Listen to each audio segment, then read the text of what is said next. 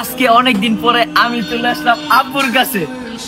আর কে লেগে আইছি, আজকে আমার একটা বোনের অ্যানিভার্সিটি, তো এই জায়গায় আমাদেরকে ইনভাইট করছে, আমরা যাইতেছি। আব্বু, তোমার কাছে লাস্ট কবে টাকা নিয়েছিলাম মনে আছে?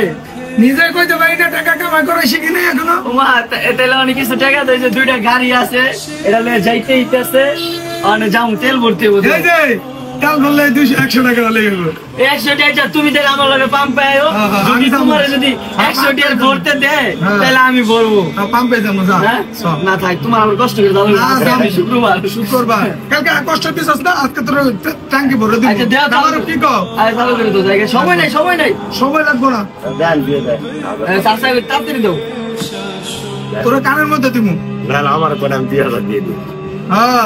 আচ্ছা থাক, আমার লাগবো না, আপনি কইছেন তাতে আমি খুশি। বেশি পাইছি, তা মনে করছিলাম 500 দিবা। ভালো গেল তুই রে লেগে খালি, শুধু তুই নের জন্য।